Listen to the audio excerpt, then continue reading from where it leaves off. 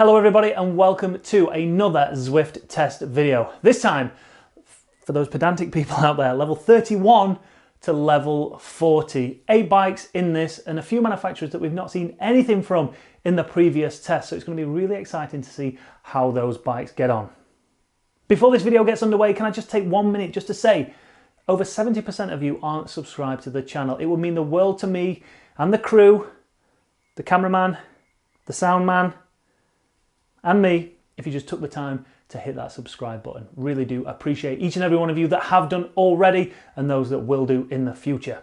All right, on with the test. And the test is the same as it has been from the start of these tests. So we're using a rider who maintains 360 watts throughout the complete course. They're 170 centimeters tall. They weigh 70 kilos and we're taking them around the figure of 8 course on Watopia. Like I've said before, it's not got the biggest climbs in it. There's a separate video up there for the best climbing bikes. However, it's got a bit of everything. There's plenty of flat roads, there's plenty of undulation, there's plenty of climbing, albeit relatively easy, and a lot of descending as well. So you get a bit of a mixture of everything really in this course. But what bikes are in this category between level 31 and level 40? Well, these ones right here. We've got the Cube Litening, the Cannondale Super 6 Evo, the PINARELLO Dogma F6, the Felt AR, Specialized have got a glut of bikes in this one. Specialized S-Works Venge, Specialized Amira, and the Specialized Amira S-Works.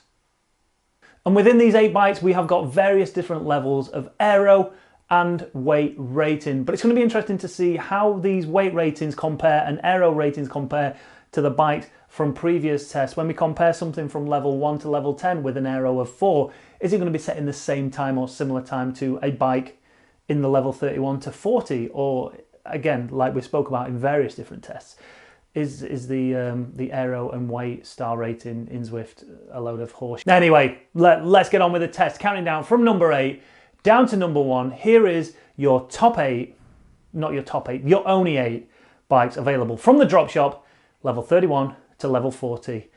Take it away, voiceover, Chris.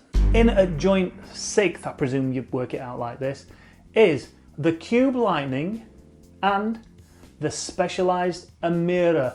So looking at the Cube Litening to begin with, aero of 2, weight of 3, unlocks at level 32, has a decent price tag on it, 177,500 drops. Yeah, obviously this bike doesn't even make the top 10 of the best climbing bikes either, so it really is just an all-round average bike. Completes the KOM in 4 minutes and 4.4. Not the slowest bike, but not the slowest bike by hundredths, not tenths of seconds. The actual slowest bike up the KOM was the Specialized Amira 404.47. So again, not a great deal in it in that KOM. However, the lap time, 41 minutes and 13. Exactly the same time as that Amira, like I said. Same aero, same weight rating, 2 and 3. This one, however, unlocks earlier, 31, and costs even less than the Cube Litening, 142,000 drops. In at number 5 is a slightly better version of the Amira, and that's the Specialized Amira S-Works. Aero 4, weight 3, unlocks at level 31, just like its lesser counterpart. Slightly more expensive, 355,000 drops. Completes the lap of the figure of 8, 1 second faster, 41 minutes and 12 seconds, much of a muchness. But on the KOM, it's almost 0.2 of a second faster on that forward KOM. Extrapolate that up the Epic KOM or the Alpe de Zwift, and you've got yourself a fairly decent climbing bike. Again, not the best, but definitely better than its standard Specialized Amira sister, I guess. In 4th position, the Cannondale Super 6 Evo. Aero 3, weight 4. So when you look at this bike, with a weight star rating of 4, you'd think climbing bike. Probably not going to be that fast around this figure of 8. Unlocks at level 36. The most expensive bike in this category. 816,500 drops, so it's a pricey one. However, can go 3 seconds faster than the Cube, the Specialized Amira, and 2 seconds faster than the Specialized Amira S-Works. 41 minutes and 10 seconds around the figure of 8. Up on that climb, almost broke the 4 minute 4 barrier, so it came in at 4 minutes and 6.1. In third position, you've got the PINARELLO Dogma F10 Aero 3, weight 3, like pretty much everything in the PINARELLO part of the drop shop. I think apart from the TT bikes, pretty much everything is Aero 3, weight 3. Unlocks at level 39, so the top end of this category. Pretty pricey, 710,000 drops. Completes the figure of 8. 4 seconds faster than the Cannondale. 41 minutes and 6 seconds. These times are starting to drop now. Next up in second place, this was a surprise to me. I didn't expect the Felt to be as good as it was. However, Felt AR unlocks at level 34. 639,000 drops. Aero 3, weight 3. 6 seconds faster than the Dogma. 6 bloody seconds faster. That's insane. It also goes 1 second faster than the slowest bike up the forward KOM, 4 minutes and 3.42 seconds. So fairly decent climbing bike, but again, we're looking at these climbs as not what we would call mountainous climbs. These are much more hillier climbs than a mountain climb. So if you're looking for a climbing bike, don't necessarily go for that Felt, although it was good up there. There are better bikes out there if your sole aim is to be a mountain goat. In at number 1 is the bike I've always said is the fastest. The Specialized S-Works Venge. And when you team that up with a set of zip wheels with the 808 front, I think it is, and the sub 9 disc on the back, you have got the fastest bike on Zwift.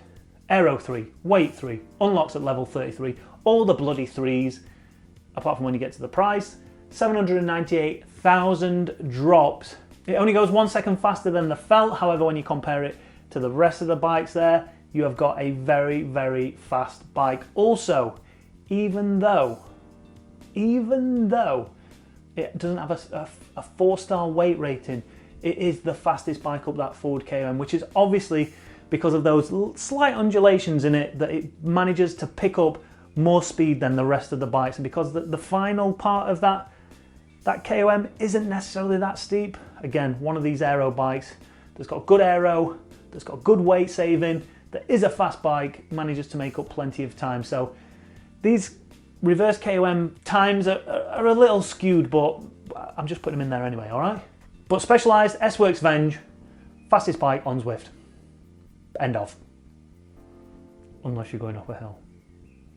So there we have it, another test in the bag, and the S-Works Venge is the fastest bike, and it's pretty much the fastest road bike throughout the whole of those tests that we've done. Slower, and I need to check this out, man, because I need to redo this Tron bike test, because I tested it in our frequently asked questions video last week or the week before, and it came over the line in 40 minutes and 48 seconds. Now, at one point, the S-Works Venge with a set of, maybe this is the difference, maybe these wheels will make a huge difference, but with a set of zips in, the rear disc sub 9 and the 808 front, it goes just as fast, if not a tiny little bit faster than the Tron bike. But with these SES 3.4 wheels in, it's finishing in a time of 40 minutes and 59 seconds. So is there 11 seconds in those wheels? We'll find out soon enough on that one. But another thing I just wanted to cover off real quick before we finish this video, a lot of comments, especially last week's. Let me read a couple out to you now. So this one here from Andre, the difference is due to the aero benefit for the S5. The higher the speed, the more the aero advantage. If you drop the watts, the speed will decrease, therefore reducing the aero benefit, and the lighter bikes will start to get ahead. Neil said, nice video, Chris. I don't have a clue how Zwift works this out, but I suspect some of the results are down to the wattage speed you are putting out. Might be relevant to top racers, but probably with higher bias to aero rating than is true for us mortals. And this one here from Duncan, by having big watts per kilo, aero is as important as weight on climbs, as is the case outside. Make the wattage lower and the aero benefits on the climbs will reduce, and lightweight should be more benefit. So guys, thanks for those comments. I took that into consideration, and I did a brand new test where I did the figure of 8 on the S-Works Venge, so the fastest bike in this test so far, at 200 watts. And I also took the slowest and the crappiest bike in this test here, the Specialized Amira, set that at 200 watts, and there was no difference.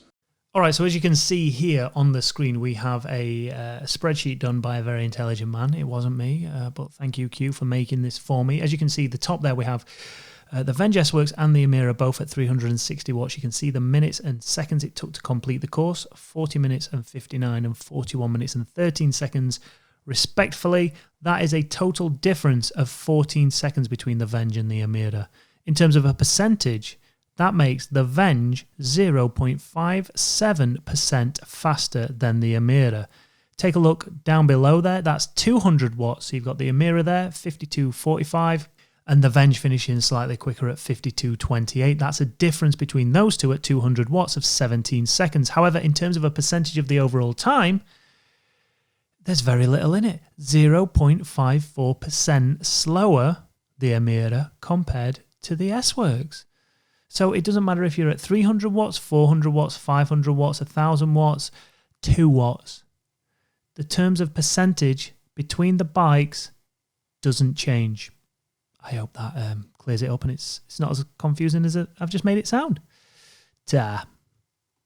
Anyway, hopefully, if you've enjoyed this video, you're going to hit that like button. If you've not done already, please hit that subscribe button, hit that notification bell so you know when we go live with our next videos. And we will be back, hopefully tomorrow, with another live stream. So until then, see there.